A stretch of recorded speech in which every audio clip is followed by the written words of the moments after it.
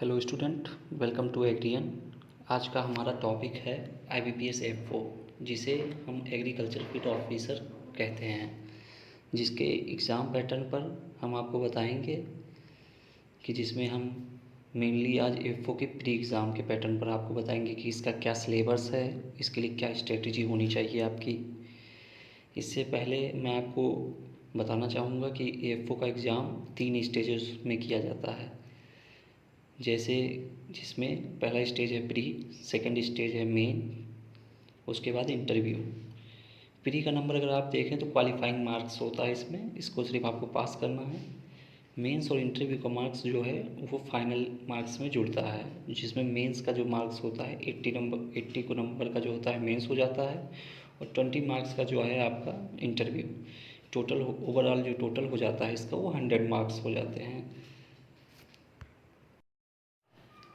हमारे चैनल को सब्सक्राइब करें और बेल आइकन ज़रूर दबाएं, जिससे हमारे नए वीडियो की नोटिफिकेशन आप तक पहुंच जाएगी। हमारी एक वेबसाइट भी है जिसका नाम agrian1.boomer.co है, जिस पर आप लोग अपनी कोई भी क्वेरीज हो F4 से रिलेटेड या किसी और एग्रीकल्चर एग्ज़ाम से रिलेटेड तो आप वहां कर पूछ सकते हैं। हमारी टीम आपका पूरा मदद करेगी। अब हम डिस्कशन करेंगे IBPS F4 2021 के प्रीलिम सिलेबस पर। फर्स्ट ऑफ ऑल मैं आप लोगों को बताना चाहूँगा कि प्री जो होता है मेनली 3 सेक्शन में डिवाइड होता है। जो उसका पहला सेक्शन होता है English, second quantitative aptitude, third होता है रीजनिंग। जो इंग्लिश होता है इसके 50 क्वेश्चन आते हैं जो कि 25 मार्क्स के होते हैं। इट्स मीन जो इसका एक क्वेश्चन होता है वो 0.5 मार्क्स का होता है। सेकेंड होता है आपका क्वांटिटेटिव एप्टीट्यूड, जिसके 50 क्वेश्चन आते हैं और 50 मार्क्स के होते हैं। इसका मतलब एक क्वेश्चन 1 मार्क्स का। इसके बाद आता है रीजनिंग। रीजनिंग के भी 50 क्वेश्चन आते हैं और जो कि 50 मार्क्स के होते हैं। इसका भी जो एक क्वेश्चन होता है वो 1 मार्क्स का होता है।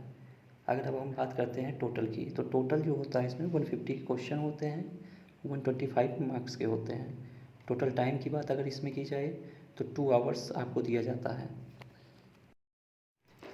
IBPS F4 में माइनस मार्किंग भी होती है जो कि 1/4 होती है। इसका मतलब ये है कि अगर एक क्वेश्चन आपके राइट हैं तो आपको 1 नंबर मिलेंगे, बट अगर आपका एक रॉन्ग है तो उस पर आपका 0.25 मार्क्स माइनस हो जाएगा। तो इसलिए आपको माइनस मार्किंग से ज़्यादा बचना है। चलिए हम अब आते हैं इंग्लिश के सिलेबस पर। इंग्लिश में सबसे पहले रीडिंग कॉम्प्रिहेंसिव आता है, जो कि मेनली लगभग 15 क्वेश्चन आ ही जाता है हर साल। उसके बाद आता है पैरा सेंटेंस करेक्शन, जो कि 5 क्वेश्चन होते हैं। इरर स्पॉटिंग आता है, 10 क्वेश्चन होते हैं। क्लोज टेस्ट आता है, 5 question. Parajumble 5 question. Sentence improvement 5 question. Fill in the blanks 5 question. अब इसमें इंपॉर्टेंट पॉइंट ये है, अगर आपको इंग्लिश बेहतरीन तरीके से तैयार करनी है तो रोज़ आप इंग्लिश न्यूज़पेपर पढ़ें। यूट्यूब पे कई चैनल आते हैं द हिंदू के एनालिसिस के, आप वहाँ जाकर उसको देखें। स्टोरी बुक्स पढ़ें इंग्लिश की, और एक काम ज़रूर करें, आप डेली 10 वोकैब लिखें और उसको याद करें। इतने से आपका इंग्लिश कंफर्म निकल जाएगा। अब हम बात करेंगे रीजनिंग के सिलेबस पर। इसमें सबसे पहले पजल आता है, order and rankings, input outputs, syllogism, inequalities, coding decoding, data sufficiency, alphanumeric series, verbal reasoning, distance and direction, blood relation, sitting arrangement. अब इसमें इंपॉर्टेंट पॉइंट कौन कौन से ऐसे चैप्टर हैं जो मेन हैं, आपको इसको ज़रूर पढ़ना है। अगर इतने चैप्टर आप सही से पढ़ लेते हैं तो आपका काम हो जाएगा। जैसे पजल और सिटिंग अरेंजमेंट देखा जाए तो लगभग 2 सालों से ऐसा हो रहा है, लगभग 25 क्वेश्चन 30 क्वेश्चन पजल और सिटिंग अरेंजमेंट से ही आ रहे हैं, तो आपको इन दोनों पे ज़रूर फोकस करना है। उसके बाद ऑर्डर एंड रैंकिंग, सिलोगिज्म, इक्वलिटीज़।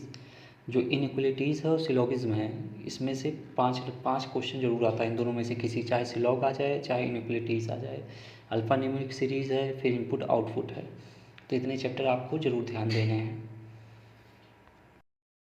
अब हम क्वांटिटेटिव एप्टीट्यूड के बारे में बात करेंगे। इसमें सबसे पहले है डाटा एनालिसिस, सेकंड नंबर पे परसेंटेज, फिर simplification, number series, ratio and proportion, average, simple and compound interest, profit and loss, quadratic analysis, mensuration, boards and streams, time and distance, mixtures and allegation, probability, permutation and combination. तो आपको इसमें majorly सभी topic पे ध्यान देना है, लेकिन कुछ इसमें टॉपिक है जिनको आपको मेजरली ज़्यादा ध्यान देना है। तो क्वांटिटेटिव एप्टीट्यूड के जो इम्पोर्टेंट चैप्टर हैं, पहला है DI data analysis, second number पे number series, third simplification, quadratic equation, उसके बाद percentage, ratio and proportion, SI and CI, time and work. इस पे आपको ज़्यादा फोकस करना है। आपका क्या टाइम टेबल होना चाहिए इसके लिए? प्रीलिम्स की तैयारी के लिए आपको कम से कम 4 घंटे प्रतिदिन आपको प्रीलिम्स के लिए देना चाहिए, जिसमें मेजरली देखा गया है कि जो एग्रीकल्चर के स्टूडेंट्स होते हैं उनकी इंग्लिश कमज़ोर होती है, तो इसके लिए आप इंग्लिश को 1.5 आवर दीजिए, रीजनिंग को 1 आवर दीजिए, क्वांटिटेटिव एप्टीट्यूड को 1 आवर दीजिए। तो नियर अबाउट 4 आवर आप पर डे दीजिए, ये आपके लिए सफिशियंट होगा आपके प्रीलिम्स को निकालने के लिए। उसके बाद आखिरी में एक कोटेशन है, the future belongs to those who believes in the beauty of dreams. जो अपने सपनों की खूबसूरती में विश्वास रखते हैं, भविष्य उन्हीं के साथ होता है। एट लास्ट मैं आप लोगों को धन्यवाद करना चाहूँगा मेरा वीडियो देखने के लिए। और मेंस का जो नेक्स्ट वीडियो मेंस के बारे में आएगा वो जल्दी ही मैं लाऊँगा। अगर आप लोग को, आई होप आप लोग को वीडियो अच्छा लगा होगा, तो please like and subscribe our channel. Thank you.